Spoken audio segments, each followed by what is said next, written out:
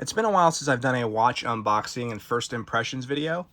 It's been a long time since I've actually bought a watch, I feel like. So without further ado, I figured we'd do that today. We'd unbox this and we're going to take a look at this watch. We're going to talk about this watch. And I'm super excited about the watches in this box. This is a brand new release from Lorier. Just came out a couple days ago. And this is going to be the Merlin. So I'm very, very excited. So we're going to open it up. Looks like we have a packing slip right here. We'll move that off. And, oh, this is nice. We have a nice card here that has the model name on it, Merlin, and the Lorier branding, of course. So on the back we have, okay, an owner's manual QR code. So I don't expect to find a manual in here.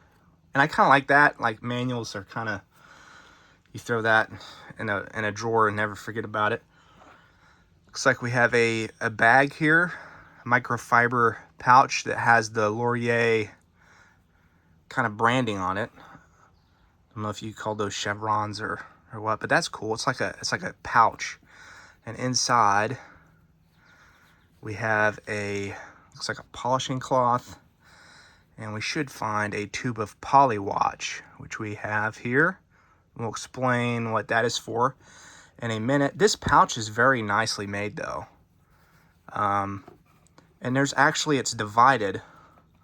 So you could carry the watch in this. So see how there's like two compartments? So you could slide a watch here in the polishing cloth or whatever you want there, or a second watch, perhaps. We're just gonna toss all this back together.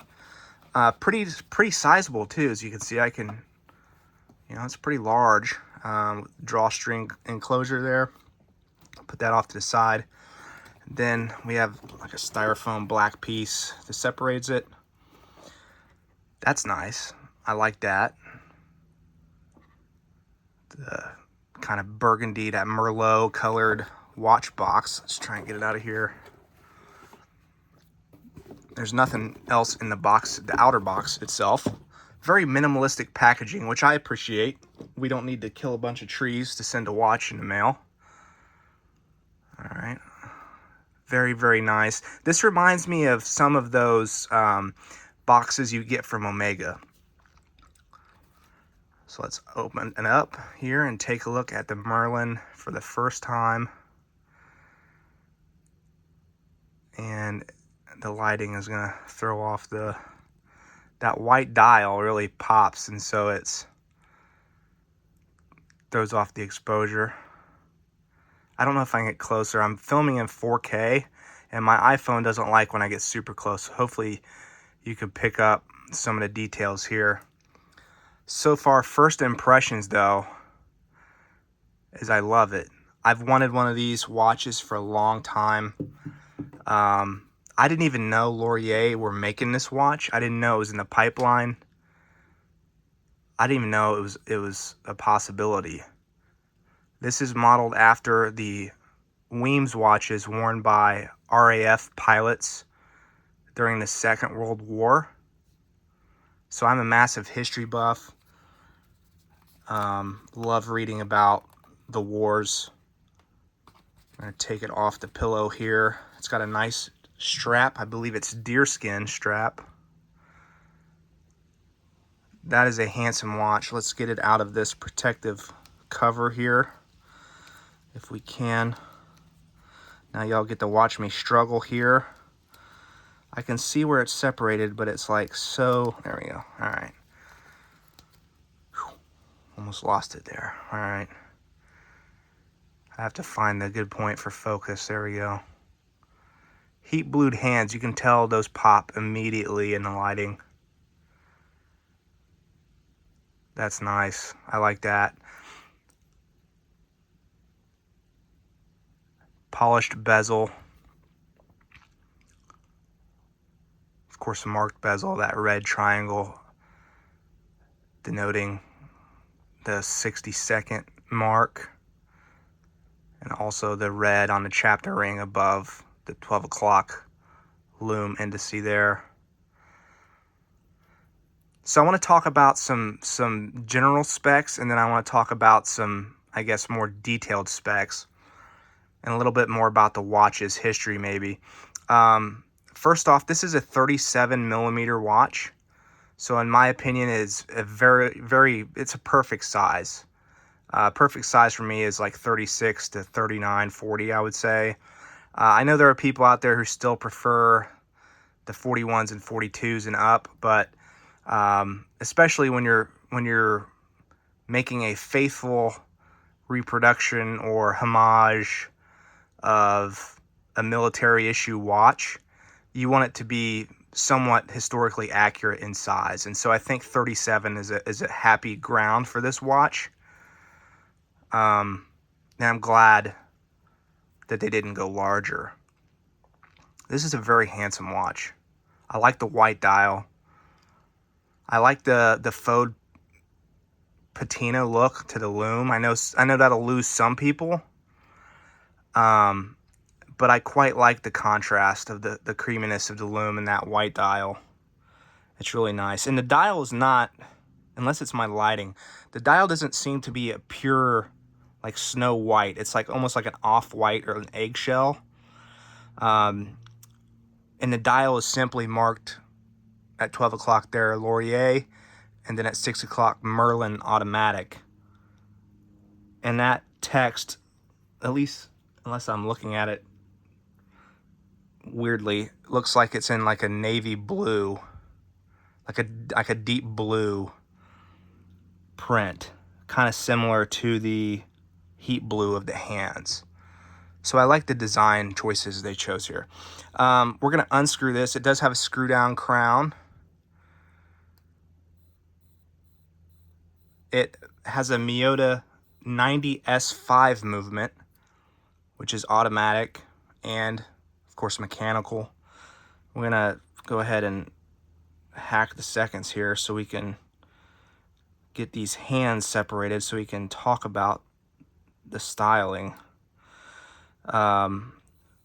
Very smooth on the winding and the screwing down and unscrewing of the crown, I gotta add. I really love the hand choices here. I looked at a few historical Weems watches, mainly by Omega and Longines. Longines, I think, Omega and Longines, I think, had the largest contracts, but there were 5 companies that made Weems watches for the Royal Air Force. It was Longines, Omega, JLC, Movado, and there's one more that I am forgetting. Maybe it'll come to me later. Somebody can leave it in the comments. But I saw a Longines example that had like this spade hour hand. And a lot of the early Weems watches of the 40s were just heat blued hands. They didn't have lume on them or radium. And so I'm glad that they went with that spade design for that hour hand. It's really bold, and it's really legible. It's a very legible dial. I'm glad that they heat blued the hands instead of painting them, because you don't have to worry about paint cracking and chipping off the hands as time goes on. Of course, this is a polished bezel, as you can see with the numbers on it. It's a very fine coin edge bezel, so you can get a little bit of purchase, not a ton amount of purchase on that bezel. So it's not like a diver bezel, and it's not meant to be a diving bezel. We're going to unscrew this. This secondary crown here is simply to allow you to move the bidirectional bezel. So it is bidirectional. There is no feedback. There's no spring. There's no clicking like a traditional diver bezel. But again, this is not a diver bezel. This bezel essentially allowed the pilots to align to the second their time with a radio broadcasted time. And this kind of came along when hacking movements weren't really as reliable or even mainstream.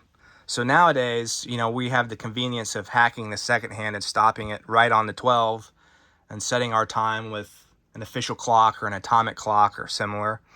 But back then, that didn't really exist. So they needed a way to hack to the second.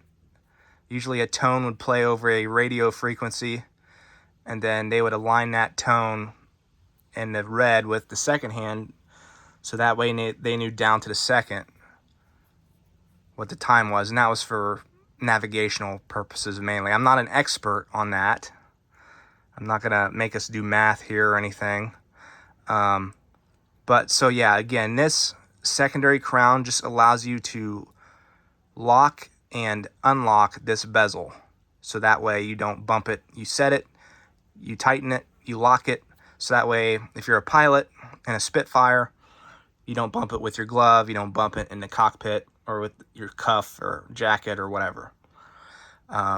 Also, Merlin, the name comes from the name of the Rolls-Royce engines that powered the Spitfire.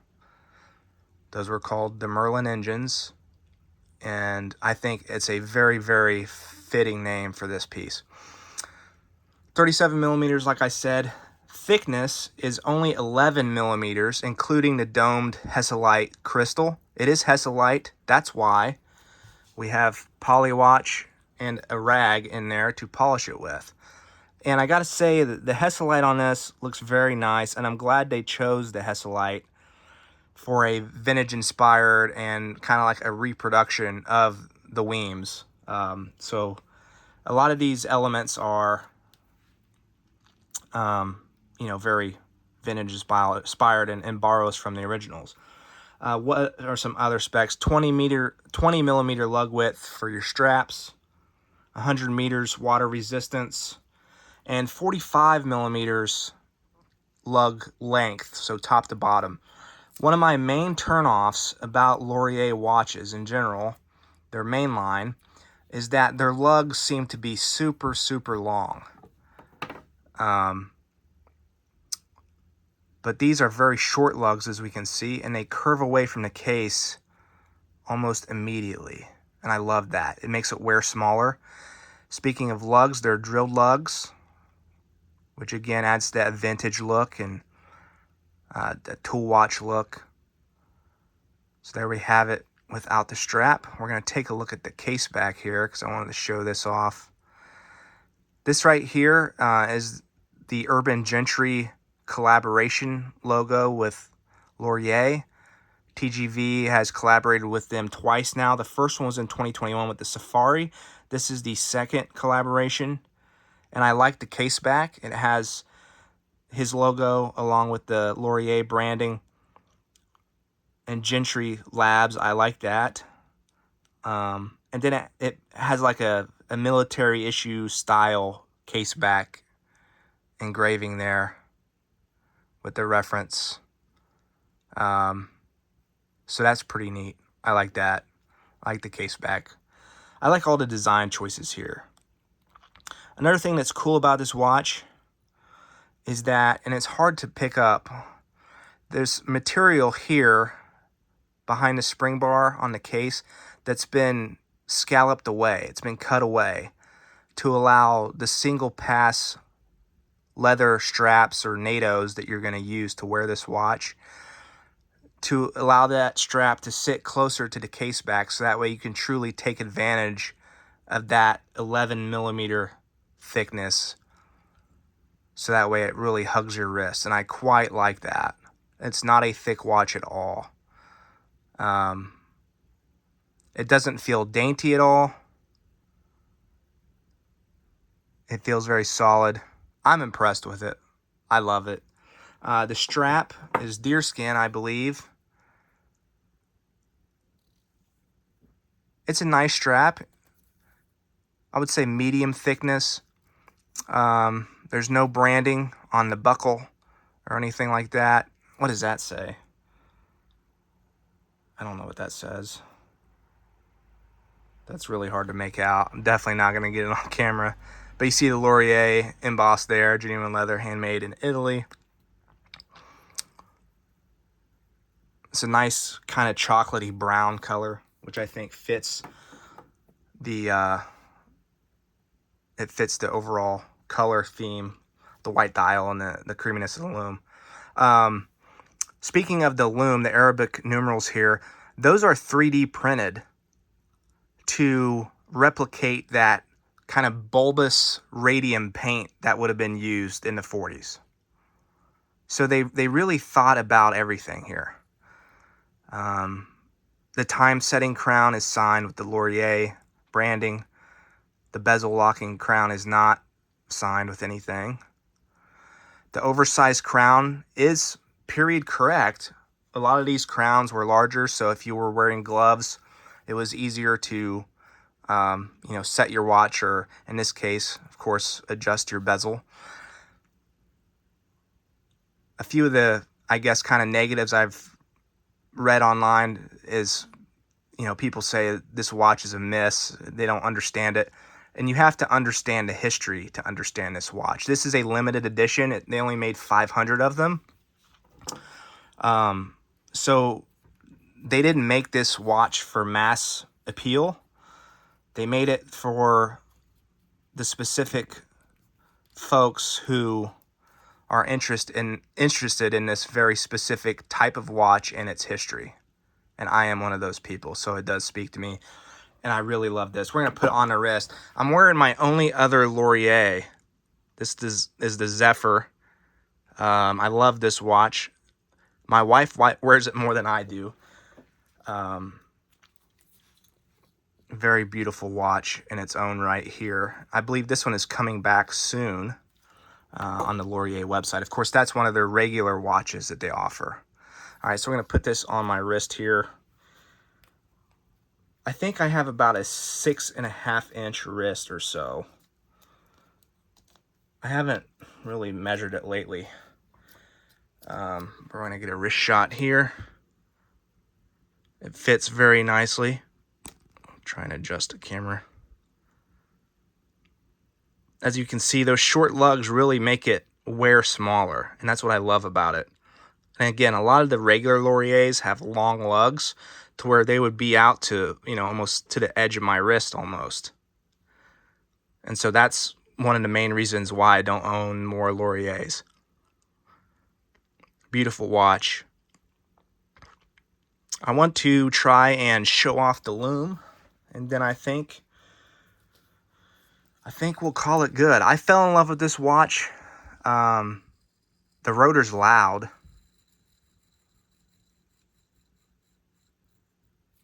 That's one thing to note, which is common for this movement, I've read. So it's not like it's a QC issue. The Miyota movements generally have louder rotors. So if that's kind of a turn off, then, maybe not for you. But I think they use that movement on other watches. It's a no date. I forgot to mention that. So there's no ghost date. It's a simple unscrew, wind setting, and time setting. That's it. There's no ghost date at all. I abhor ghost date movements, or I should say ghost date watches. I'm trying to get the threads aligned here. There we go. Screw it down nice and tight. All right, let's try the Lume out. I'm going to turn the light off. And then I have a flashlight here.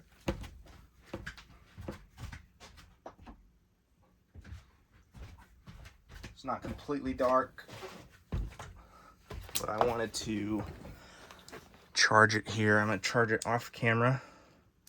So I don't blind you, I'll just blind myself. And I'm curious. This is a green superluminova. Again, designed to look like the radium used in the 40s. And I gotta say, it looks pretty darn good, guys. I hope it's focusing. I have a glare in my field of vision right now, so I hope it's in focus. But that hour hand really pops. I love that. I love that choice of hour hand. All right, we're gonna focus and we're gonna turn the light back on.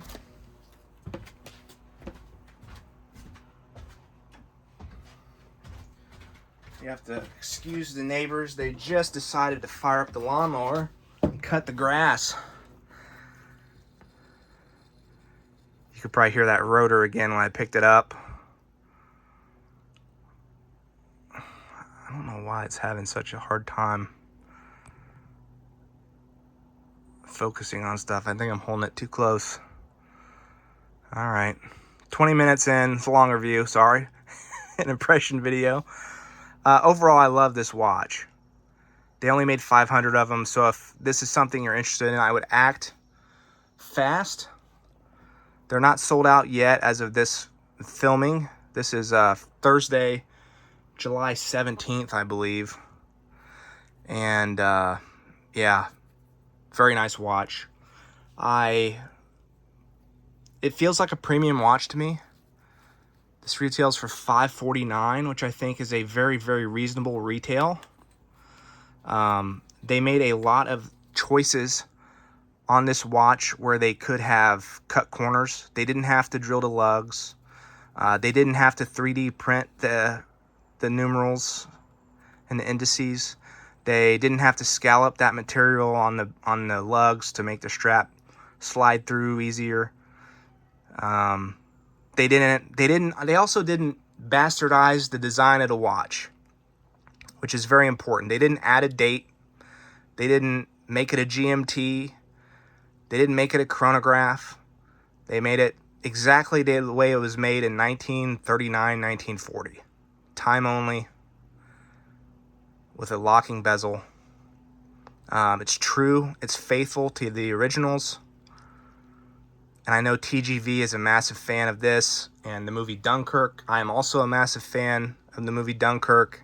And that's why I fell in love with this watch when Tom Hardy uses it in the cockpit of a Spitfire.